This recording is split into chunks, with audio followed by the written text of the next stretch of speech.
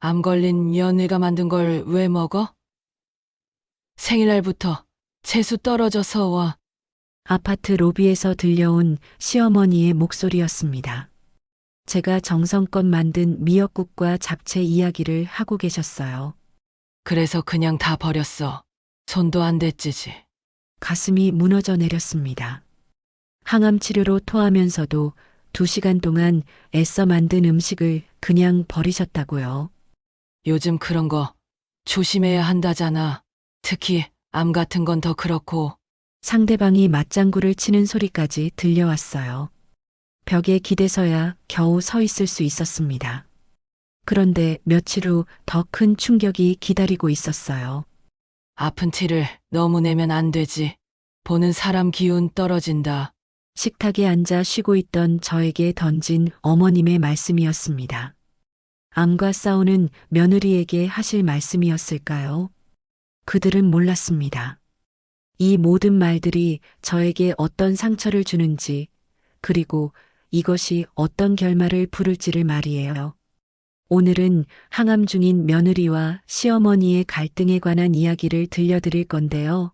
함께 응원하며 들어주시면 감사하겠습니다. 그리고 좋아요와 구독은 저희 채널에 큰 힘이 됩니다. 그럼 이야기 시작해 볼까요? 안녕하세요. 저는 윤서진입니다. 33살이고요. 지금 유방암 2기로 항암 치료를 받고 있어요. 창밖으로 스며드는 가을 햇살이 따스하게 느껴지던 오전이었습니다. 침실 창가에 앉아 손목을 돌려보니 시계 바늘이 10시를 가리키고 있었어요. 평소 같으면 벌써 출근해서 한창 바쁠 시간이었을 텐데 지금은 그냥 이렇게 하루가 시작됩니다. 항암 3번째 주기가 끝나고 나서부터 몸이 많이 가벼워졌어요. 처음엔 구토와 어지럼증이 너무 심해서 화장실에서 나올 수가 없었거든요. 그런데 지금은 아침에 일어나서 간단한 요리 정도는 할 수 있게 되었습니다. 물론 예전처럼 몇 시간씩 서서 요리하는 건 힘들지만요. 거실로 나가니 남편 도훈 씨가 벌써 출근 준비를 하고 있었습니다. 검은색 정장 재킷을 입고 넥타이를 매던 그가 저를 보더니 미소를 지었어요. 일찍 일어났네? 몸은 괜찮아? 응, 오늘은 좀 나은 것 같아. 도훈 씨는 대기업에서 엔지니어로 일하는데 제가 아프고 나서부터 집안일을 많이 도와주고 있어요. 설거지며 빨래 개기 같은 것들 말이에요. 원래는 제가 다 하던 일이었는데 지금은 몸이 따라주지 않으니까요. 참, 오늘 어머니 생신이야. 갑자기 떠오른 일정에 가슴이 철렁했습니다. 시어머니 말순 어머님의 64번째 생신이었어요. 어떻게 이런 중요한 날을 깜빡할 수가 있었을까요? 머리가 멍해지는 것도 항암 치료 부작용 중 하나라고 했지만 그래도 이런 날을 있다니요. 어머님께 뭐 드려야 하는데. 괜찮아. 엄마도 내가 아픈 거 아시니까 이해하실 거야. 하지만 마음이 편하지 않았습니다. 결혼하고 나서 지금까지 단 한 번도 어머님 생신을 거른 적이 없었거든요. 특히 어머님은 전통을 중시하시는 분이라 이런 날을 소중하게 여기셨어요. 미역국이라도 끓여서 보내드리면 어떨까? 도훈 씨가 시계를 보더니 고개를 저었어요. 몸이 안 좋은데 무리하지 마. 나중에 몸 좋아지면 맛있는 거 해드리면 되잖아. 그래도 마음이 쓰였습니다. 어머님은 외아들인 도훈 씨를 정말 아끼시는 분이에요. 그런 아들의 아내인 제가 생신날에 아무것도 안 한다는 게 송구스러웠어요. 도훈 씨가 출근하고 나서 혼자 앉아 생각해 봤습니다. 몸은 힘들지만 오늘 하루 정도는 버틸 수 있을 것 같았어요. 요리학과를 나와서 그런지 음식 만드는 건 자신이 있었고요. 냉장고를 열어보니 미역이 있었습니다. 도훈 씨가 제 몸에 좋다며 사다 놓은 것이었어요.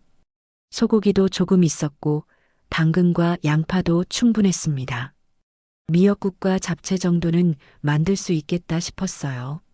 먼저 미역을 물에 불렸습니다. 찬물에 담가두니 미역이 서서히 부풀어 오르더라고요. 예전에 어머님께서 말씀하시기를 미역국은 정성이 들어가야 맛있다고 하셨어요. 찬물에서부터 천천히 끓여야 진국이 우러난다고요. 소고기를 작은 조각으로 썰면서 문득 결혼 첫 해가 떠올랐습니다. 그때 처음으로 어머님 생신상을 차렸는데 미역국 간이 너무 짜서 혼났던 기억이 나더라고요. 그 뒤로는 항상 간을 여러 번 봐가면서 요리했어요. 참기름을 두른 팬에 소고기를 볶기 시작했습니다. 고기가 익어가는 향이 온 집안에 퍼졌어요.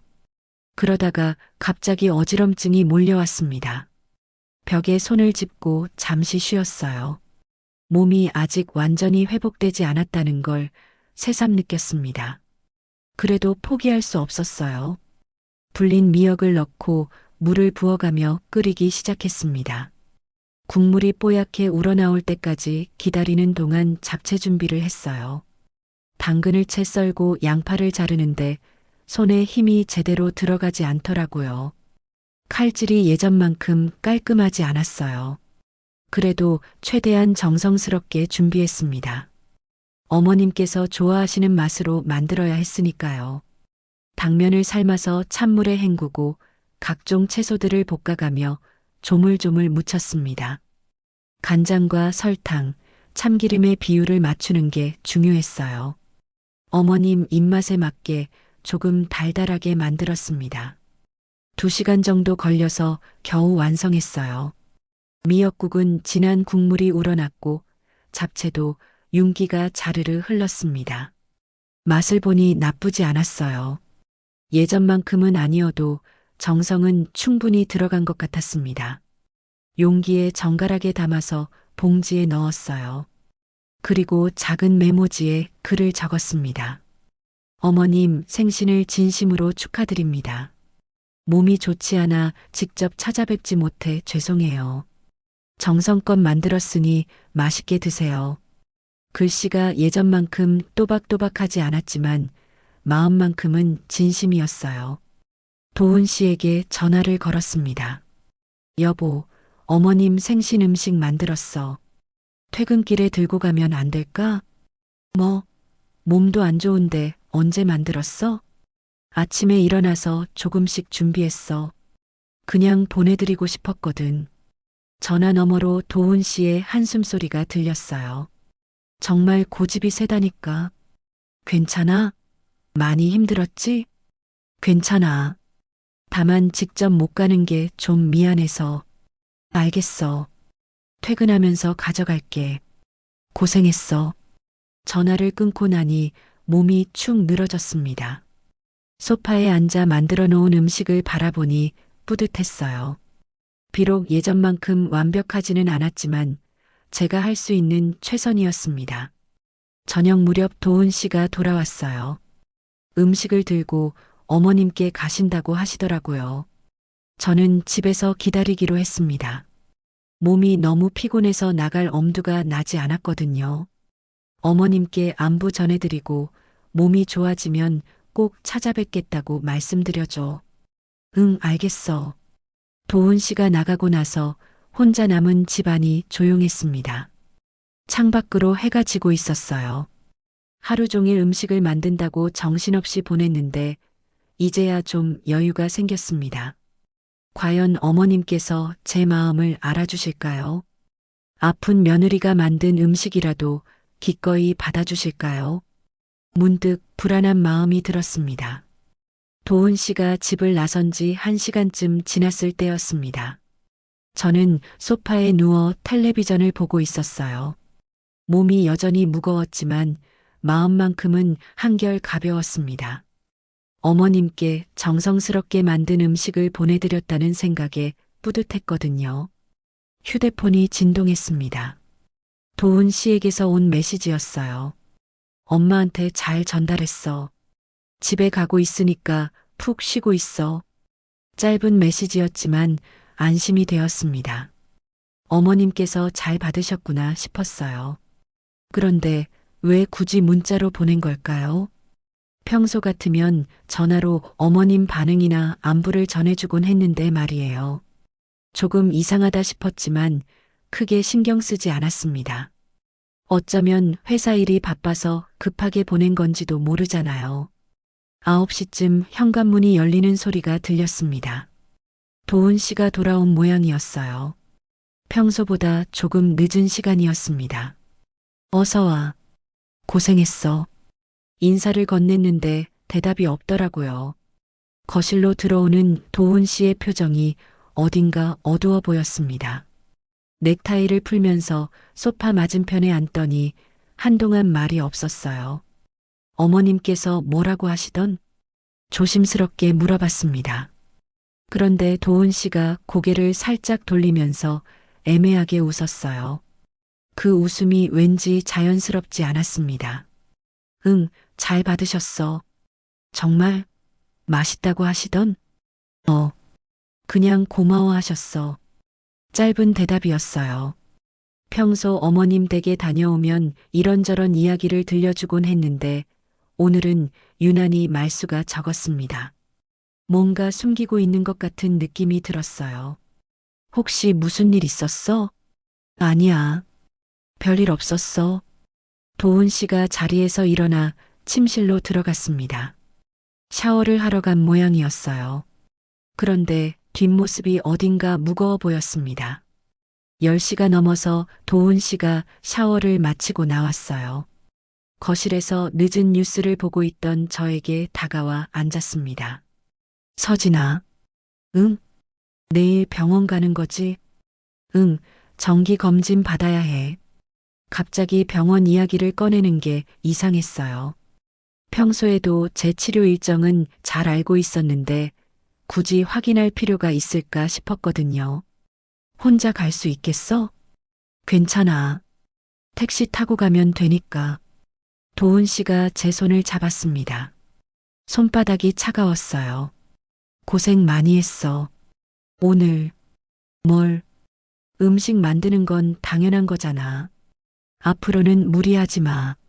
몸이 제일 중요하니까. 왜 이런 말을 하는 건지 모르겠었어요. 마치 제가 잘못한 일이 있는 것처럼 들렸거든요. 그런데 따지고 보면 저는 아무 잘못도 하지 않았습니다. 시어머니 생신에 정성껏 음식을 만들어 보내드린 게 뭐가 문제인지 이해할 수 없었어요. 도훈 씨가 먼저 잠자리에 들었습니다. 저는 조금 더 거실에 앉아 있었어요. 뭔가 석연치 않은 기분이었거든요. 자정이 넘어서야 침실로 들어갔습니다. 도훈 씨는 벌써 깊이 잠들어 있었어요. 침대에 누웠는데 잠이 오지 않더라고요. 계속 어머님 생각이 났습니다. 정말 기뻐하셨을까요? 아니면 제가 아프다고 해서 그냥 받아주신 건 아닐까요? 갑자기 확신이 서지 않았습니다. 다음 날 오전 도훈 씨가 출근 준비를 하고 있을 때였어요. 저는 병원 가기 전에 간단히 청소를 하고 있었습니다. 거실 쓰레기통을 비우려다가 깜짝 놀랐어요. 빈 플라스틱 용기 2개가 그대로 들어가 있었거든요. 제가 어제 미역국과 잡채를 담아 보낸 바로 그 용기였습니다. 처음엔 어머님께서 드시고 나서 깨끗이 씻어서 돌려보내신 건가 싶었어요. 그런데 용기를 자세히 보니 이상했습니다. 완전히 깨끗하지 않았거든요. 미역 조각이며 당면이 군데군데 붙어 있었어요. 마치 음식을 그대로 버린 것 같았습니다. 가슴이 철렁했어요.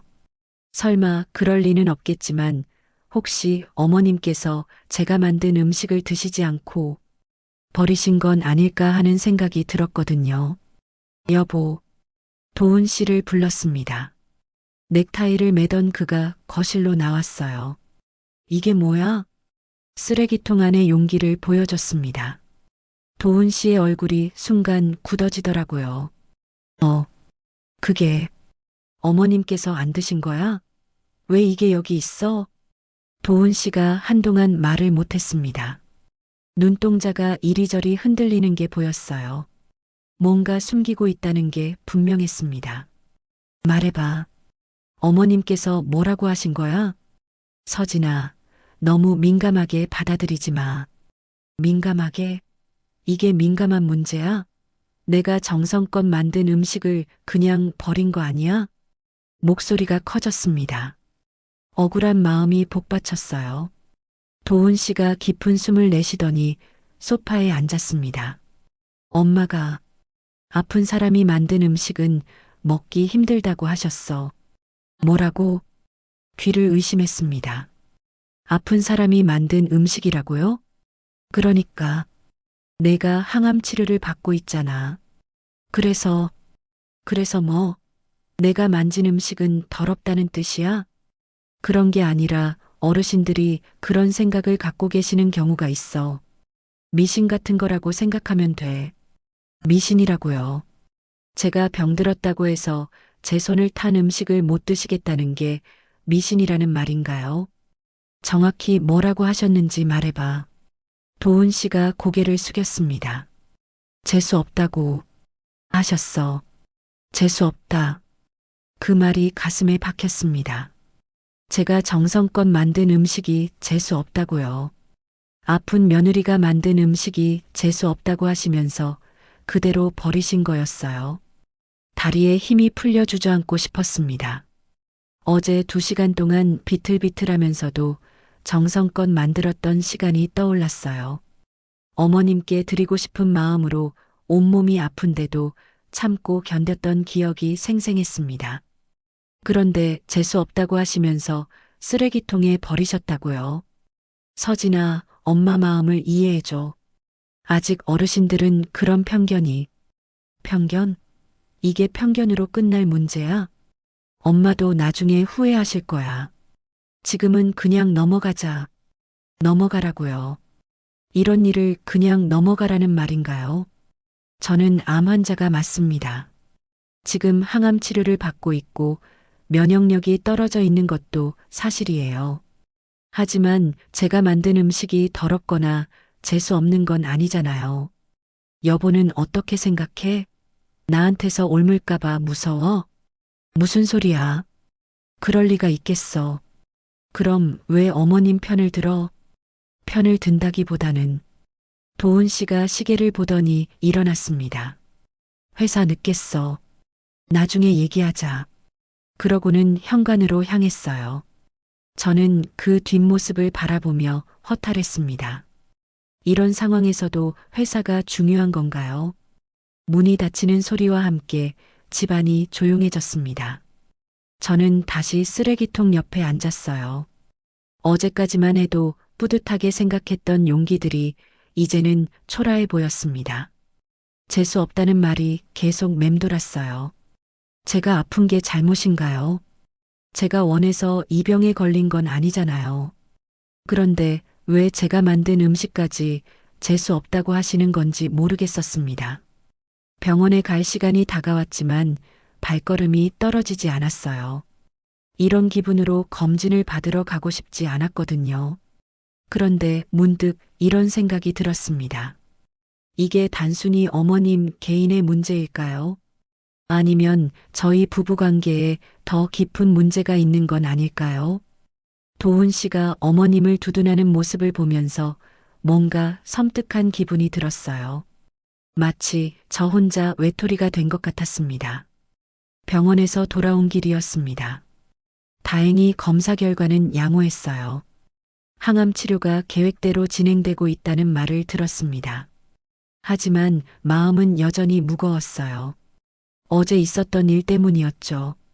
택시에서 내려 아파트 현관으로 향하는데 익숙한 목소리가 들려왔습니다. 시어머니 말순 어머님이었어요. 로비 한쪽에서 누군가와 전화 통화를 하고 계셨습니다. 응, 맞아. 어제 생일이었는데 어머님의 목소리였습니다. 생일 이야기를 하고 계시네요. 혹시 제가 만든 음식 이야기일까봐 조심스럽게 귀를 기울였어요. 그런데 말이야, 며느리가 음식을 해서 보냈더라고. 상대방이 뭔가 대답하는 모양이었습니다. 어머님이 잠시 듣더니 다시 말씀하셨어요. 아니야, 못 먹었어. 왜냐하면 그 애가 지금 암 치료를 받고 있거든. 가슴이 쿵 내려앉았습니다. 설마 제 얘기를 하고 계시는 건 아니겠죠? 암 걸린 며느리가 만든 걸 왜 먹어? 생일날부터 재수 떨어져서 원. 그 말을 듣는 순간 다리에서 힘이 빠졌습니다. 벽에 기대서야 겨우 서 있을 수 있었어요. 그래서 그냥 다 버렸어. 손도 안 댔지. 아무리 며느리가 해준 거라도 그런 건 못 먹겠더라고. 상대방이 뭔가 말하자 어머님이 웃으시더라고요. 맞아, 맞아. 요즘 그런 거 조심해야 한다잖아. 특히 암 같은 건 더 그렇고 더 이상 들을 수가 없었습니다. 몸을 돌려서 엘리베이터로 향했어요. 버튼을 누르는 손이 덜덜 떨렸습니다. 엘리베이터 안에서 거울에 비친 제 모습을 보니 얼굴이 하얗게 질려 있었어요. 어머님 말씀이 계속 귓가에 맴돌았습니다. 암 걸린 며느리가 만든 걸 왜 먹어? 집에 들어가서도 한동안 넋을 잃고 앉아 있었습니다. 어제 도훈 씨가 말한 건 그저 빙산의 일각이었던 거예요. 어머님은 제게 직접 말씀하시지 않았지만 다른 사람들에게는 거리낌 없이 말씀하고 계셨던 거죠.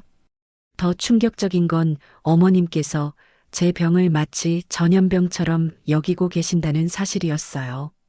암이 손을 통해 음식으로 옮겨간다고 생각하시는 건 아닐까요? 휴대폰이 울렸습니다. 도훈 씨에게서 온 전화였어요. 병원 다녀왔어? 결과는 어땠어? 좋았어. 목소리가 떨렸는데도 도훈 씨는 알아채지 못하는 것 같았어요. 다행이다. 저녁 뭐 먹을까? 내가 사가려고. 아무거나. 왜 그래? 목소리가 이상한데. 이제 와서 무슨 말을 하겠어요. 어머님께서 제 병을 어떻게 생각하고 계시는지 알게 됐다고 말할까요? 괜찮아. 병원에서 피 검사해서 좀 피곤해. 그래. 그럼 일찍 들어갈게. 전화를 끊고 나니 집안이 더욱 조용했습니다. 창밖으로 해가 지고 있었어요. 어둠이 서서히 집 안으로 스며들었습니다. 도훈 씨가 저녁 7시쯤 집에 들어왔어요. 치킨을 사가지고 왔더라고요. 배고프지? 먹자. 어머님 만났어? 갑자기 물어봤습니다. 도훈 씨가 치킨을 내려놓으며 고개를 갸웃했어요. 엄마를? 왜? 오늘 아파트에서 봤거든. 누군가랑 통화하시더라. 아, 그래. 뭐 별 말씀은 없었어? 별 말씀이요. 제 병을 재수 없다고 하시면서 음식까지 버린 게 별 말씀인가요? 여보. 응?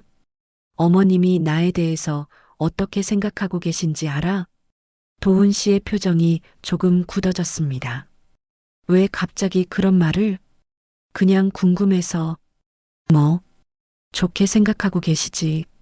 아들 며느리니까. 거짓말이었어요. 도훈 씨도 어머님의 진짜 속마음을 알고 있을 텐데 모른 척하고 있었습니다. 내가 암에 걸린 거에 대해서는 어떻게 생각하세요? 서진아, 왜 이런 얘기를? 솔직히 말해봐. 어머님이 내 병을 어떻게 받아들이고 계신지. 도훈 씨가 한참 동안 말을 못했어요. 손으로 이마를 문지르더니 깊게 한숨을 쉬었습니다. 처음엔 많이 놀라셨어. 그리고 걱정도 하셨고, 그 다음엔 좀 신경 쓰시는 것 같았어. 신경 쓰신다고요. 그게 무슨 뜻인지 알 것 같았어요. 혹시 전염될까봐 걱정하시는 거야? 도훈 씨가 고개를 돌렸습니다. 대답하지 않는 것 자체가 답이었어요. 어머님이 오늘 친구분이랑 통화하시는 걸 들었어. 뭐라고 하셨는데? 암 걸린 며느리가 만든 음식을 왜 먹느냐고 하시더라. 생일날부터 재수 떨어진다고. 도훈 씨의 얼굴이 창백해졌어요. 정말 그런 말씀을 하셨어? 직접 들었어. 그리고 손도 안 대고 다 버렸다고 하시더라. 거실이 조용해졌습니다. 도훈 씨는 소파에 깊숙이 몸을 맡기고 천장을 바라봤어요. 미안해. 뭐가 미안해? 엄마가 그런 식으로 생각하고 계신 줄 몰랐어. 아니다. 알고는 있었는데 이렇게 심할 줄은. 알고 있었다고? 그럼 왜 어제 넘어가자고 했어? 그냥 시간이 지나면 나아질 거라고 생각했거든. 시간이 지나면 나아질 거라고요. 제 병이 나으면 어머님 마음도 바뀔 거라는 뜻인가요? 만약에 내 병이 안 나으면 어떻게 할 거야? 무슨 소리야? 당연히 나을 거야. 만약에 말이야. 만약에 내가 계속 아프거나 더 심해지면? 도은 씨가 저를 바라봤어요. 눈빛이 흔들리고 있었습니다. 그런 일은 없을 거야. 그런 일이 생겨도 어머님은 여전히 내가 재수 없다고 하실 텐데? 서진아, 그때도 여보는 어머님 편을 들 거야? 길고 긴 침묵이 흘렀습니다. 도은 씨는 대답하지 않았어요. 아니, 대답할 수 없었던 거겠죠.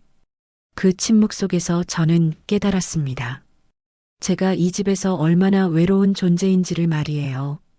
남편은 어머님과 저 사이에서 어머님을 선택했습니다. 어머님은 아픈 며느리를 재수 없다고 여기세요. 그리고 저는 혼자 남았어요. 치킨 시켰다. 먹자.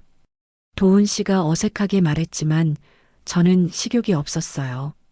나는 괜찮아. 혼자 먹어. 서진아, 화내지 마. 내가 엄마한테 얘기해 볼게. 뭐라고? 며느리가 섭섭해 한다고? 그런 게 아니라. 됐어. 그냥 그러고 살자. 저는 침실로 들어갔습니다. 침대에 누우니 온몸이 무거웠어요. 오늘 하루 종일 받은 충격이 몰려왔습니다. 거실에서 도은 씨가 혼자 치킨을 먹는 소리가 들렸어요. 포크로 먹는 것 같았습니다. 손으로 뜯어 먹지 않고요. 문득 이런 생각이 들었어요. 혹시 도은 씨도 제가 만진 음식을 꺼리는 건 아닐까요?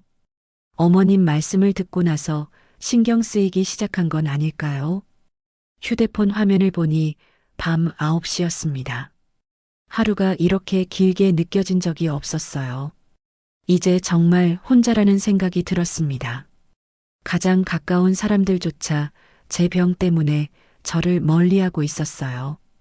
그리고 저는 그 어떤 것도 할 수 없었습니다. 창밖으로 보이는 아파트 불빛들이 하나둘씩 꺼져가고 있었어요. 다들 평범한 하루를 마무리하며 잠자리에 드는 모습이겠죠. 하지만 저는 잠들 수가 없었습니다. 어머님의 말씀이 계속 귓가에 맴돌았거든요. 암 걸린 며느리가 만든 걸 왜 먹어? 그 일이 있고 나서 일주일이 흘렸습니다. 도은 씨와 저는 서로 조심스러워했어요. 마치 깨진 유리 위를 걷는 기분이었습니다. 어머님 이야기는 더 이상 나오지 않았지만 그렇다고 해서 문제가 해결된 건 아니었어요. 항암 4번째 주기가 시작되었습니다. 이번엔 부작용이 더 심했어요. 약을 먹고 나면 속이 뒤틀리듯 아팠고 어지럼증도 심했습니다. 손발이 저리는 증상까지 생겼어요. 그런데 그날 도은 씨가 갑자기 어머님을 모시고 오겠다고 했습니다. 왜 갑자기? 아파트 보일러가 고장났대. 수리하는 동안 우리 집에서 며칠 계시겠다고 하셔. 가슴이 답답해졌습니다. 지금 제 컨디션으로는 어머님을 모시기 힘들었어요. 하지만 거절할 수도 없는 노릇이었습니다. 언제 오세요? 오늘 저녁에. 너무 갑작스러웠어요. 집 정리도 해야 하고 마음의 준비도 필요했는데 말이죠. 괜찮겠어? 몸이 안 좋은데. 괜찮아. 어머님이신데 뭐. 그렇게 말하긴 했지만 솔직히 두려웠습니다. 어머님과 같은 공간에서 지내야 한다는 게 부담스러웠어요. 오후 6시쯤 어머님이 오셨습니다. 작은 캐리어 하나만 들고 오신 걸 보니 정말 며칠만 계실 모양이었어요. 어머님, 어서 오세요. 인사를 드렸지만 어머님은 대답 대신 집안을 둘러보셨습니다. 여기서 자면 되겠지? 안방 옆 작은 방을 가리키시더라고요. 네, 침구새로 깔아드릴게요. 됐어. 내가 알아서 할게. 차가운 어조였어요. 예전에는 며느리가 챙겨주는 걸 당연하게 여기셨는데 이제는 제 손길조차 거부하시는 것 같았습니다. 저녁 준비를 하려고 부엌으로 갔습니다. 그런데 오늘 먹은 항암제 때문인지 속이 울렁거렸어요. 찬물을 한 모금 마시고 식탁에 잠시 앉았습니다. 머리가 어지러워서 눈을 감고 있는데 어머님과 도훈 씨가 대화하는 소리가 들렸어요. 엄마, 저녁 뭘 드실래요? 뭐든 좋아. 간단하게. 서진이가 준비할 텐데. 됐어. 내가 시켜 먹을게. 시켜 먹겠다고요. 제가 해드린 음식은 드시기 싫다는 뜻이겠죠. 그때 어머님이 한숨을 크게 내쉬시더라고요. 도훈아. 네, 엄마. 서진이 많이 아픈 것 같던데. 요즘 항암 부작용이 좀 심해서요. 그래도 아픈 티를 너무 내면 안 되지. 보는 사람 기운 떨어진다. 그 말을 들은 순간 온몸에 소름이 돋았습니다. 아픈 티를 너무 낸다고요. 보는 사람 기운 떨어진다고요. 저는 지금 암과 싸우고 있어요. 몸이 아파서 어쩔 수 없이 힘들어하는 건데 그게 티를 내는 거라는 말인가요? 엄마, 그건... 도훈 씨가 뭔가 말하려다가 멈췄어요. 병은 마음가짐이 중요해. 맨날 죽겠다고 하면서 눈치 주면 어떡해. 눈치를 준다고요. 제가 언제 눈치를 줬다는 건지 모르겠었어요. 오히려 저는 아픈 티 안 내려고 얼마나 애써왔는데요. 다리에 힘이 빠져서 식탁에서 일어날 수가 없었어요. 가슴이 답답하고 숨이 가빠왔습니다. 그런데 어머님 말씀은 거기서 끝이 아니었어요. 요즘 며느리들은 조금만 아파도 난리야. 예전 우리 때는 죽을 병 걸려도 집안일 다 했는데 예전에는 죽을 병 걸려도 집안일을 다 했다고요. 제가 지금 게으름을 피우고 있다는 뜻인가요? 항암 치료 받으면서도 집안일을 다 해야 한다는 말씀인가요? 그리고 말이야. 어머님 목소리가 더 낮아졌습니다. 이런 병 걸린 사람은 좀 조심해야 해. 다른 사람한테 안 좋은 기운 줄 수 있거든. 안 좋은 기운이요. 제가 안 좋은 기운을 퍼뜨리는 존재라는 말씀이신가요? 심장이 미친 듯이 뛰었습니다. 숨을 쉴 수가 없었어요. 식탁을 붙잡고 간신히 버티고 있는데 눈앞이 깜깜해지기 시작했습니다. 서진아. 도훈 씨가 부르는 소리가 멀리서 들려왔어요. 그리고 바닥이 가까워지는 게 느껴졌습니다. 정신을 차려보니 소파에 누워 있었습니다. 도훈 씨가 제 이마에 손을 대고 있었어요. 괜찮아? 갑자기 쓰러져서 깜짝 놀랐잖아. 주변을 둘러보니 어머님은 보이지 않았어요. 방으로 들어가신 모양이었습니다. 물 마셔. 도훈 씨가 컵을 주었지만 손이 떨려서 제대로 잡을 수 없었어요. 서진아, 울고 있네. 그제야 눈물이 나고 있다는 걸 알았어요. 눈물이 멈추지 않았습니다. 뭐가 이렇게 속상해? 속상하다는 말로는 부족했어요. 모든 게 무너지는 느낌이었습니다. 어머님 말씀 다 들었어. 도훈 씨의 표정이 굳어졌어요. 아픈 티 내지 말라고 기운 떨어진다고 하시더라. 엄마가 그런 말씀을 나한테 안 좋은 기운이 있다고도 하셨어. 도훈 씨가 고개를 숙였습니다. 정말 죄송해. 엄마가 너무 하셨어. 여보는 뭐라고 안 했어? 그게 또 가만히 있었구나. 눈물이 더 많이 났어요. 남편마저 절 지켜주지 않는다는 현실이 너무 슬펐습니다. 나 정말 그렇게 보여? 아픈 티 내면서 눈치 주는 것처럼? 아니야, 절대 아니야. 그럼 왜 가만히 있어? 왜 어머님이 그런 말씀하실 때 아무 말도 안 해? 도훈 씨가 제 손을 잡았어요. 미안해. 정말 미안해. 미안하다고 해서 되는 게 아니잖아. 온몸이 떨렸습니다. 분노와 슬픔이 한꺼번에 밀려왔어요. 나는 지금 죽을 수도 있는 병과 싸우고 있어. 그런데 어머님은 내가 재수 없다고 하시고, 기운 떨어진다고 하시고, 안 좋은 기운 퍼뜨린다고 하시잖아. 서진아. 그리고 여보는 그런 어머님을 말리지도 않고, 나 혼자 다 참아야 해? 목이 메어 더 이상 말할 수 없었어요. 도훈 씨가 저를 안으려고 했지만 밀어냈습니다. 이제야 미안하다고? 진작 어머님한테 말씀드렸어야지.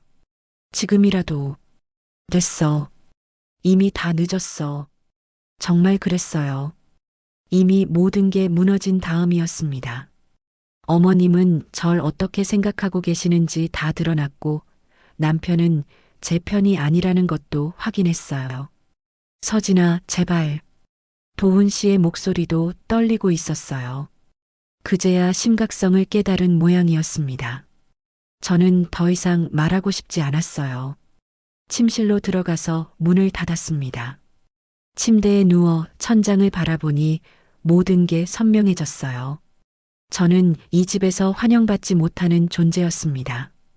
병든 며느리, 재수 없는 며느리, 기운 떨어뜨리는 며느리.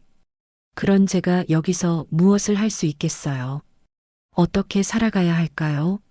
하지만 한 가지는 확실했어요. 더 이상 이렇게 살 수는 없다는 것 말이에요.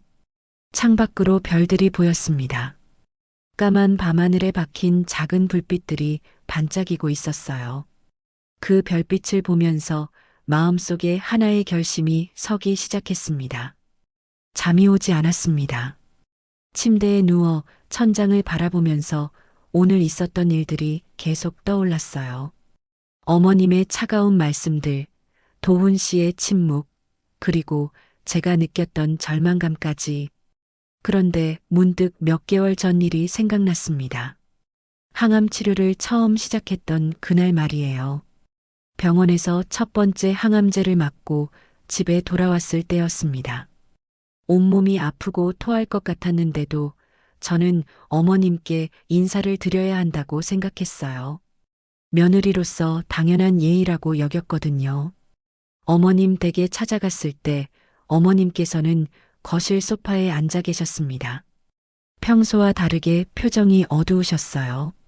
어머님, 안녕하세요. 인사를 드렸지만 어머님은 고개도 들지 않으셨습니다. 한참을 그렇게 서 있다가 조심스럽게 말씀드렸어요. 병원에서 치료 시작했다고 말씀드리려고 왔어요. 그때 어머님께서 고개를 들어 저를 보셨습니다. 눈빛이 차가웠어요. 앉아. 짧은 말씀이었지만 무게가 달랐습니다.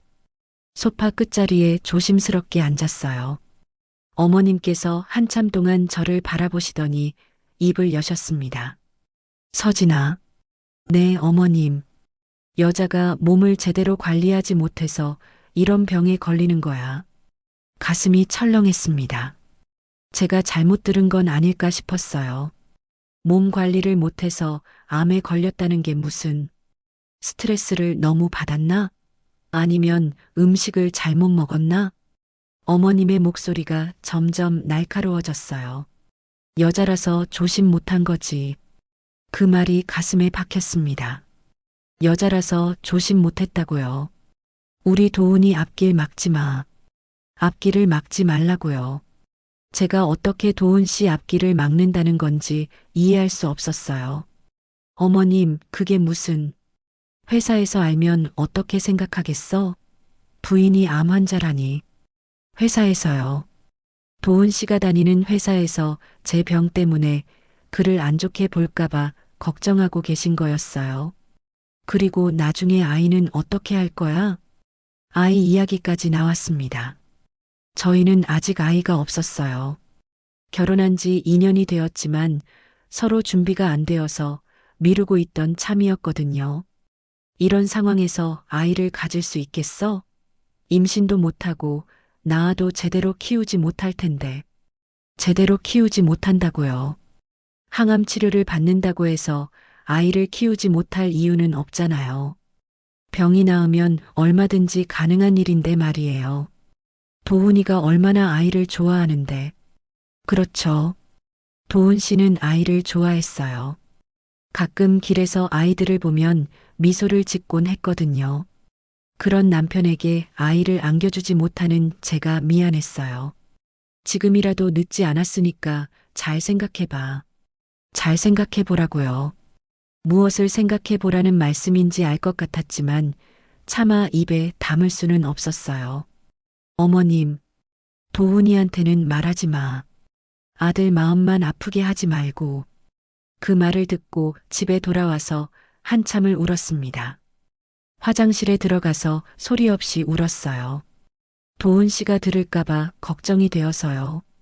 그날 이후로 어머님과의 관계는 달라졌어요. 예전처럼 자주 안부를 묻지도 않으시고 만날 때마다 어딘가 불편해하시는 기색이 역력했습니다. 하지만 저는 도훈 씨에게 단 한 번도 그 이야기를 하지 않았어요. 어머님 말씀대로 아들 마음만 아프게 할 것 같았거든요. 대신 더 열심히 살려고 노력했습니다. 병원 치료도 빠지지 않고 받았고 집안일도 몸이 허락하는 한 계속했어요. 어머님께서 말씀하신 것처럼 도훈 씨 앞길을 막지 않으려고 애썼습니다. 그런데 오늘 일을 겪고 보니 그 모든 노력이 헛된 것이었다는 생각이 들었어요. 어머님은 여전히 절 부담스러워 하셨고 결국은 재수 없는 존재로 여기고 계셨으니까요. 시계를 보니 새벽 2시였습니다. 거실에서는 도훈 씨가 뒤척이는 소리가 들렸어요. 소파에서 자고 있는 모양이었습니다. 어머님 방에서는 아무 소리도 들리지 않았어요. 편안히 주무시고 계시는 것 같았습니다. 이 모든 일에도 불구하고 마음 편히 잠들 수 있다는 게 신기했어요. 침실 창문으로 달빛이 스며들고 있었습니다. 하얀 달빛이 침대 위로 내려앉아 있었어요. 그 빛을 보면서 문득 생각했어요. 지금까지 저는 너무 착하게만 살려고 했던 것 같아요. 어머님이 상처 주는 말씀을 하셔도 참고 남편이 침묵으로 일관해도 이해하려고 노력했어요. 제가 아픈 게 죄라도 되는 것처럼 위축되어 지냈습니다. 하지만 더 이상은 그럴 수 없을 것 같았어요. 제가 병든 것이 잘못된 일도 아니고 누구에게 사과해야 할 일도 아니잖아요. 새벽 공기가 차갑게 느껴졌습니다. 창문 틈새로 들어오는 바람에 커튼이 살랑거렸어요. 문득 도훈 씨가 처음 프로포즈했던 날이 떠올랐습니다. 그때 그는 제게 이렇게 말했어요. 서진아, 너와 함께라면 어떤 어려움도 이겨낼 수 있을 것 같아. 그런 사람이었는데 언제부터 이렇게 변했을까요? 아니면 원래 이런 사람이었는데 제가 몰랐던 걸까요? 시간은 계속 흘러갔습니다. 새벽 3시, 4시. 잠은 좀처럼 오지 않았어요. 그러다가 거실에서 작은 소리가 들렸습니다. 도훈 씨가 일어나는 소리 같았어요. 화장실에 가는 모양이었습니다. 복도를 지나가는 발소리가 들렸고 잠시 후 다시 거실로 돌아가는 소리가 났어요. 그런데 이상했어요. 발소리가 멈추지 않고 계속 들렸거든요. 마치 거실을 왔다 갔다 하는 것 같았습니다. 아마 도훈 씨도 잠이 오지 않는 모양이었어요. 오늘 일로 많은 생각이 들 거예요. 어머님과 제 사이에서 어떻게 해야 할지 고민이 클 테니까요. 새벽 5시가 넘어서야 겨우 잠이 들었습니다. 다음 날 아침 도훈 씨는 평소보다 일찍 일어났습니다. 새벽 6시쯤 화장실에서 세수하는 소리가 들려왔어요. 어젯밤 거실에서 잠을 설쳤는데도 일찍 움직이는 걸 보니 뭔가 결심한 게 있는 것 같았습니다. 저는 침실 문틈으로 거실을 내다봤어요. 도훈 씨가 정장을 입고 있었는데 평소와 달리 동작이 빨랐습니다. 마치 급한 일이 있는 사람처럼 보였어요. 현관에서 신발 신는 소리가 들렸습니다. 그런데 이상했어요. 출근 시간에는 아직 이른 시각이었거든요. 문이 닫히는 소리와 함께 집안이 조용해졌습니다. 어머님도 아직 일어나지 않으신 모양이었어요. 시계를 보니 아침 7시였습니다. 평소 같으면 도훈 씨가 아침 식사를 하고 여유롭게 출근 준비를 할 시간인데 오늘은 그냥 나가버린 거예요. 1시간 정도 지나서 어머님이 일어나셨습니다.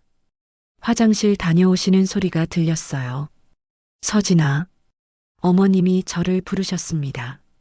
침실에서 나가보니 어머님께서 거실 소파에 앉아 계셨어요. 도훈이는 일찍 출근하셨어요. 아침은 안 드시고 나가셨어요. 어머님이 고개를 끄덕이시더라고요. 별로 놀라지 않으시는 표정이었습니다. 내 아침 준비해줘. 네. 부엌으로 가서 간단히 토스트와 계란 프라이를 만들었어요. 몸은 여전히 무거웠지만 어머님 식사 준비는 해드려야 했으니까요. 상을 차려드리면서 어머님의 표정을 살펴봤는데 평소와 다르게 무언가 신경 쓰이는 기색이 보였어요. 어머님 식사하세요. 고마워. 짧은 대답이었지만 어제보다는 조금 나은 것 같았어요. 그런데 오전 10시쯤 도훈 씨에게서 전화가 왔습니다. 서진아, 나 엄마 댁에 와 있어. 어머님 댁에 있다고요. 그럼 아침 일찍 회사로 간 게 아니라 어머님 집으로 간 거였어요. 왜? 얘기할 게 있어서. 목소리가 평소와 달랐어요. 뭔가 단단히 결심한 사람의 목소리 같았습니다. 무슨 얘기? 나중에 집에 가서 말할게. 전화가 끊어졌습니다. 뭔가 이상한 기분이 들었어요. 어머님께서는 아무것도 모르시는 듯 텔레비전을 보고 계셨습니다. 아침 드라마를 보시면서 때때로 혀를 차시기도 하셨어요. 오후 2시쯤 또 전화가 왔습니다. 서진아. 도훈 씨 목소리가 무거웠어요. 응. 엄마 댁에서 보일러 수리 끝났대. 어머니 집으로 모셔다 드릴게. 그래. 응. 조금 있으면 갈게. 뭔가 일이 벌어진 것 같았어요. 도훈 씨 목소리에서 평소 들을 수 없었던 감정이 느껴졌거든요. 1시간 후 도훈 씨가 집에 들어왔습니다. 얼굴이 상당히 지쳐 보였어요. 어머님 모실 준비 다 되셨어요? 응. 어머님께서는 별 말씀 없이 짐을 챙기셨습니다. 캐리어 하나뿐이라 금세 준비가 끝났어요. 그럼 가보자. 도훈 씨가 어머님의 캐리어를 들었습니다. 평소 같으면 저도 함께 모셔다 드렸겠지만 오늘은 그럴 기분이 아니었어요. 어머님, 안녕히 가세요. 응. 어머님께서는 저를 거들떠보지도 않으시고 현관으로 향하셨습니다. 문이 닫힌 후 집안이 조용해졌어요. 혼자 남은 거실에 앉아 있으니 마음이 복잡했습니다. 2시간쯤 지나서 도훈 씨가 돌아왔어요. 현관문을 열고 들어오는데 발걸음이 무거웠습니다. 거실로 들어온 도훈 씨의 모습을 보고 깜짝 놀랐어요. 얼굴이 창백했고 눈이 빨갛게 충혈되어 있었거든요. 무슨 일 있었어? 도훈 씨가 소파에 털썩 주저앉았습니다. 그리고 한동안 말을 못하더라고요. 여보, 서진아. 응, 정말 미안해. 갑자기 사과부터 하니까 더욱 의아했어요. 뭐가? 엄마한테 다 얘기했어. 어머님께 다 얘기했다고요. 무슨 얘기? 도훈 씨가 고개를 들어 저를 봤어요. 눈에 눈물이 고여 있었습니다. 내가 얼마나 정성껏 음식을 만들었는지, 몸이 아픈데도 어머니 생각해서 애썼는지 다 말씀드렸어. 그랬구나. 그런데 도훈 씨의 목소리가 떨렸어요. 엄마가 뭐라고 하셨는데? 화를 내시더라. 화를 내셨다고요. 왜? 내가 뭘 잘못했냐고 하시면서 암덩이가 만든 음식을 먹으라고 했냐고. 암덩이라고요. 어머님께서 절 그렇게 부르셨다는 말인가요? 가슴이 저려왔어요. 아무리 미워하신다고 해도 그런 말씀까지 하실 줄은 몰랐습니다. 그래서 뭐라고 했어? 엄마한테 말씀드렸지. 서진이가 음식 하나 만들려고 손끝이 까지고 토하면서도 어머니 생각만 했다고. 도훈 씨의 목소리가 더욱 떨렸어요. 그런데도 끝까지 인정 안 하셨어. 오히려 내가 며느리 편만 든다고 화내셨지. 며느리 편만 든다고요. 아픈 며느리를 감싸는 게 잘못된 일인가요? 나는 정말 충격이었어. 엄마가 그런 분이실 줄 몰랐거든. 도훈 씨가 두 손으로 얼굴을 감쌌어요. 내가 너무 바보였어. 엄마 눈치만 보느라 정작 중요한 걸 놓쳤지. 중요한 것이요. 가장 중요한 게 뭔데? 내 아내야. 내가 지켜야 할 사람은 엄마가 아니라 너였어. 그 말을 듣는 순간 가슴이 뭉클했어요. 이런 말을 듣고 싶었거든요. 서진아, 정말 미안해. 내가 너무 못났어. 도훈 씨가 제 손을 잡았어요. 손바닥이 차가웠습니다. 앞으로는 달라질게. 엄마가 뭐라고 하셔도 너를 지킬게. 정말? 응. 약속해. 오랫동안 듣고 싶었던 말이었어요. 도훈 씨가 제 편이 되어주겠다는 말 말이에요. 그런데 어머님은 뭐라고 하셨어? 더 이상 우리 집에 오지 않겠다고 하시더라. 오지 않겠다고요. 그리고 도훈이도 당분간 얼굴 보기 싫다고 하셨어. 아들까지 멀리 하시겠다는 말씀인가요? 괜찮아? 괜찮지 않지. 하지만 어쩔 수 없어. 도훈 씨의 눈에서 눈물이 떨어졌어요. 엄마가 틀렸어. 내가 아픈 건 누구 잘못도 아니야. 그런데 마치 내가 죄라도 지은 것처럼 대하시니까. 그렇죠. 제가 무슨 죄를 졌다고 그렇게 대하시는 건지 모르겠어요. 이제 우리끼리 잘 살자. 응. 도훈 씨가 저를 안아주었어요. 오랫동안 느끼지 못했던 따뜻함이었습니다. 하지만 마음 한편으로는 씁쓸했어요. 어머님과의 관계가 이렇게 끝나버린다는 게 아쉬웠거든요. 그래도 이제는 혼자가 아니라는 생각이 들었어요. 도훈 씨가 제 편이 되어주겠다고 했으니까요. 창밖으로 해가 지고 있었어요. 길고 힘들었던 하루가 끝나가고 있었습니다. 그날 밤 도훈 씨는 한동안 말이 없었습니다. 저녁 식사도 거의 하지 않고 거실에 앉아 창밖만 바라보고 있었어요. 무언가 깊이 생각하고 있는 것 같았습니다. 뭘 그렇게 생각해? 조심스럽게 물어봤더니 도훈 씨가 고개를 돌려 저를 봤어요. 서진아, 나 중요한 결정을 해야겠어. 무슨 결정? 엄마와의 관계 말이야. 어머님과의 관계요. 오늘 있었던 일을 보면 이미 관계가 틀어질 대로 틀어진 것 같았는데 무슨 결정을 더 해야 한다는 건지 궁금했어요. 오늘 엄마와 대화하면서 확실히 깨달았어.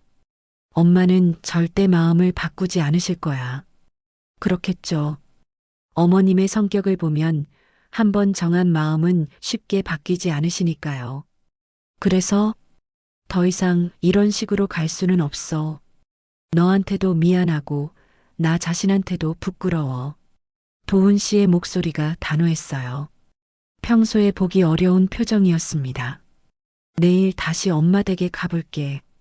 또 가서 뭐해? 마지막으로 한 번만 더 얘기해보고 싶어? 마지막이라는 말이 무겁게 들렸어요. 다음 날 오전 도훈 씨는 회사에 반차를 내고 어머님 댁으로 향했습니다. 저는 집에 혼자 남아서 기다렸어요. 뭔가 중요한 일이 벌어질 것 같은 예감이 들었거든요. 오후 2시쯤 도훈 씨에게서 전화가 왔습니다. 서진아. 응, 어때? 지금 엄마 댁 앞에 있어. 들어가지 않았어? 아니, 이제 나왔어. 목소리가 차분했어요. 어떤 결론을 내린 사람의 목소리 같았습니다. 어떻게 됐어? 다 끝났어. 다 끝났다고요. 무슨 뜻이야? 집에 가서 자세히 얘기할게. 1시간 후 도훈 씨가 집에 들어왔어요. 얼굴에 결연한 표정이 떠올라 있었습니다. 거실 소파에 나란히 앉았어요. 도훈 씨가 깊게 숨을 내쉬더니 입을 열었습니다. 엄마한테 마지막으로 한 번 더 기회를 드렸어. 어떤 기회? 서진이한테 사과하시라고. 그동안 상처 준 것에 대해서. 사과요. 어머님께서 저에게 사과를 하시라고 하셨다고요. 그랬더니 뭐라고 하셨어? 웃으시더라. 웃으셨다고요. 그러면서 내가 미쳤냐고 하셨어. 왜 어머니가 며느리한테 사과를 해야 하냐고. 역시 그럴 줄 알았어요. 어머님 성격상 절대 사과하지 않으실 거라고 생각했거든요. 그래서 그때 확실히 결심했어. 도훈 씨가 제 손을 잡았어요. 엄마한테 말씀드렸어. 오늘부로 엄마와 저희는 인연을 끊겠다고. 인연을 끊겠다고요. 그런 말씀을 정말 하셨나요? 엄마가 깜짝 놀라시더라. 설마 그런 말을 할 줄 몰랐나 봐. 당연히 놀라셨겠죠. 평생 어머님 말씀에 순종하던 아들이 갑자기 인연을 끊겠다고 하니까요. 그 다음에는 울면서 붙잡으셨어. 어머님께서 우셨다고요. 도훈아, 엄마가 뭘 잘못했니? 며느리 때문에 엄마를 버리는 거니 하시면서 며느리 때문에 엄마를 버린다고 하셨군요. 끝까지 저를 원망하고 계시는 거네요. 뭐라고 대답했어? 엄마가 틀렸다고 했어. 서진이는 아무 잘못이 없는데 왜 그렇게 대하시냐고. 그래도 안 들으셨어? 안 들으셨어. 오히려 더 화를 내시면서 내가 엄마를 배신하는 거라고 하시더라. 배신이라고요. 아픈 아내를 지키는 게 배신인가요? 마지막에 뭐라고 하셨어? 그럼 나도 도훈이를 아들로 생각하지 않겠다고 하셨어. 아들로 생각하지 않겠다고요. 결국 어머님께서도 도훈 씨와의 관계를 포기하신 거네요. 그래서 정말로 나왔어? 응. 뒤돌아보지 않고 도훈 씨의 목소리가 떨렸어요. 아무리 이런 상황이라고 해도 친어머니와 인연을 끊는다는 게 쉬운 일은 아니겠죠. 후회 안 해? 후회는 해. 하지만 후회한다고 해서 선택을 바꿀 생각은 없어. 왜? 내가 지켜야 할 사람은 너니까. 그 말을 듣는 순간 눈물이 났어요. 지금까지 듣고 싶었던 말이었거든요. 도훈 씨가 갑자기 자리에서 일어나더니 제 앞에 무릎을 꿇었어요. 여보, 뭐해? 서진아. 응. 그동안 몰라줘서 정말 미안해. 무릎을 꿇고 사과하는 남편의 모습에 가슴이 뭉클했어요. 일어나. 아니야. 이렇게 해야겠어. 도훈 씨의 눈에 눈물이 고였어요. 내가 너무 바보였어. 엄마 눈치만 보느라 정작 소중한 걸 놓쳤어. 이제 됐으니까 일어나. 이제 내가 당신 옆을 지킬게. 누구도 당신을 아프게 하지 못하게 할 거야. 제가 도훈 씨의 손을 잡아 일으켜 세웠어요. 고마워. 뭐가 고마워? 당연한 걸 이제야 하는 건데. 도훈 씨가 저를 꽉 안아주었어요. 오랫동안 느끼지 못했던 안정감이었습니다. 앞으로 어떻게 할 거야? 우리끼리 잘 살면 되잖아. 맞아요. 우리끼리 잘 살면 되는 거예요. 엄마 일은 신경 쓰지 마. 내가 선택한 일이니까. 도훈 씨의 표정이 한결 편해 보였어요. 오랫동안 짊어지고 있던 짐을 내려놓은 것 같았습니다. 치료는 계속 받아야 해. 몸 좀 나아지면 다시 직장도 나가고. 응.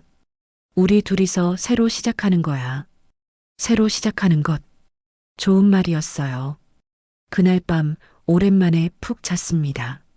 마음이 편해져서 그런지 잠도 깊이 들 수 있었어요. 다음 날 아침 도훈 씨가 출근하기 전에 말했어요. 서진아, 오늘부터 우리 집에는 너를 아프게 하는 사람이 없어. 정말 그랬어요. 이제 더 이상 눈치 볼 필요가 없었습니다. 창밖으로 햇살이 밝게 들어오고 있었어요. 새로운 하루가 시작되는 것 같았습니다. 비록 어머님과의 관계는 끝났지만 대신 남편과 저 사이는 더욱 단단해진 것 같았어요. 이제 정말 서로를 믿고 의지할 수 있게 된 거죠. 항암 치료는 계속 받아야 하지만 이제는 혼자가 아니라는 생각이 들었어요. 든든한 동반자가 있으니까요. 오후에 병원에 갔을 때도 마음이 한결 가벼웠습니다. 의사 선생님이 치료 경과가 좋다고 하시더라고요. 아마 스트레스가 줄어서 그런 것 같아요. 집에 돌아와서 도훈 씨와 저녁을 먹으며 앞으로의 계획을 세웠어요. 치료가 끝나면 둘이서 여행도 가고 새로운 취미도 만들어 보기로 했습니다. 그동안 어머님 눈치 때문에 하지 못했던 일들을 하나씩 해보려고 해요. 무엇보다 서로를 더 사랑하고 아끼면서 살기로 했습니다. 이번 일을 통해 부부가 얼마나 소중한 존재인지 깨달았거든요. 그로부터 석 달이 흘렀습니다. 항암 치료 6번째 주기를 끝내고 병원에서 나오는 길이었어요. 도훈 씨가 제 손을 잡고 걸어가고 있었습니다. 오늘 검사 결과 어땠어? 선생님이 정말 많이 좋아졌다고 하시더라. 다행이다. 도훈 씨의 얼굴에 환한 미소가 번졌어요. 요즘 그의 표정이 많이 밝아졌습니다. 예전처럼 눈치 보느라 조마조마해하지 않아도 되니까 그런 것 같아요. 집에 들어가니 거실이 따뜻하게 느껴졌어요. 이제는 정말 우리만의 공간이 되었거든요. 누군가의 시선을 신경 쓸 필요도 없고 비난을 들을 걱정도 없었습니다. 저녁 뭐 해 먹을까? 내가 할게. 몸 아직 완전히 안 나았는데. 괜찮아. 많이 좋아졌어. 부엌에 서서 요리하는 제 모습을 보며 도훈 씨가 말했어요. 예전보다 표정이 많이 밝아졌네. 정말 그런 것 같아요. 거울을 볼 때마다 느끼거든요. 눈에 생기가 돌아왔다고 할까요? 스트레스가 없어져서 그런가 봐. 그럼 그렇지. 간단한 된장찌개와 생선구이로 상을 차렸어요. 예전 같으면 이런 소박한 밥상에 대해 이런저런 말씀을 들었겠지만 지금은 그런 걱정이 없으니 마음이 편했습니다. 맛있네. 도훈 씨가 진심으로 말하더라고요. 예전에는 어머님 입맛에 맞춰야 한다는 부담감 때문에 요리할 때마다 긴장했는데 지금은 그저 남편과 제가 좋아하는 음식을 만들면 되니까 훨씬 즐거웠어요. 식사를 마치고 설거지를 하는데 도훈 씨가 뒤에서 말했어요. 엄마한테서 연락 왔어. 어머님에게서요. 가슴이 순간 철렁했습니다. 언제? 오늘 낮에. 회사로 전화하시더라. 뭐라고 하시던? 만나자고 하셨어. 만나자고요. 인연을 끊겠다고 하신 지 석 달 만에 연락을 하신 거네요. 어떻게 할 거야? 도훈 씨가 잠시 생각하더니 고개를 저었어요. 안 만날 거야. 왜? 엄마는 변하지 않으셨을 거야. 그냥 외로워서 연락하신 것 같아. 아마 그럴 거예요. 어머님 성격을 보면 진심으로 사과할 마음이 있어서 연락하신 건 아닐 테니까요. 후회하지 않아? 전혀.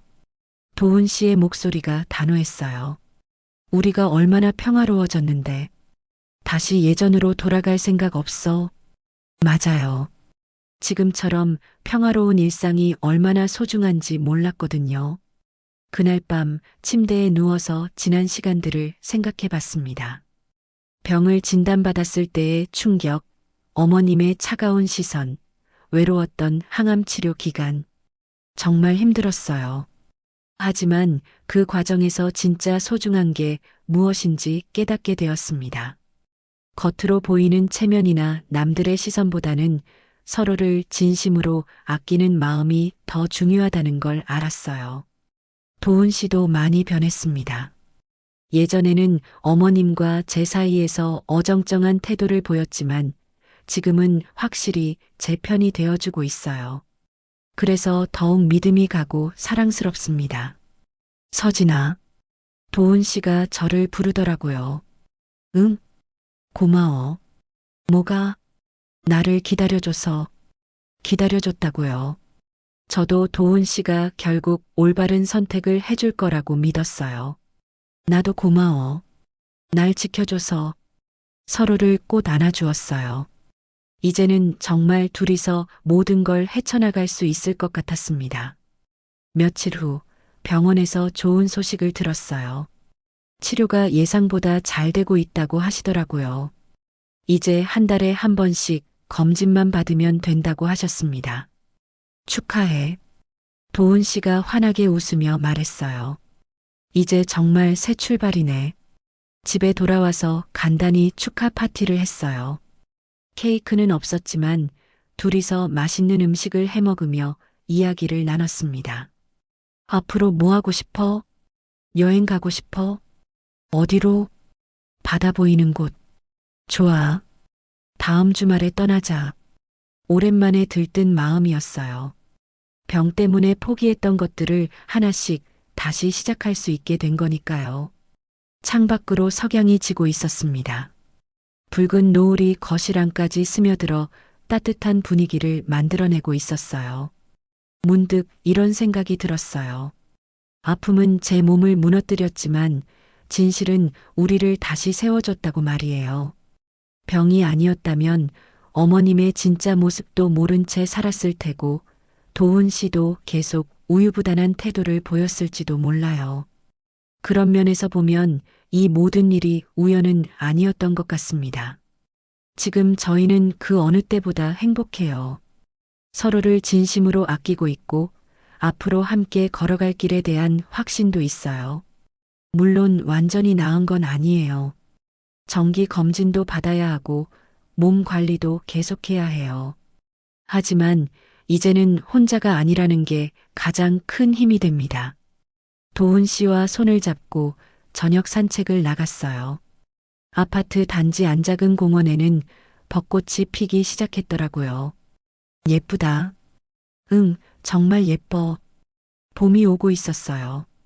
저희 인생에도 새로운 봄이 시작된 것 같았습니다. 그럼 오늘 이야기는 여기까지입니다. 영상을 시청해주신 모든 분들 고맙습니다. 저는 AI 나레이션 박정현이었습니다. 구독과 좋아요 부탁드립니다. 감사합니다.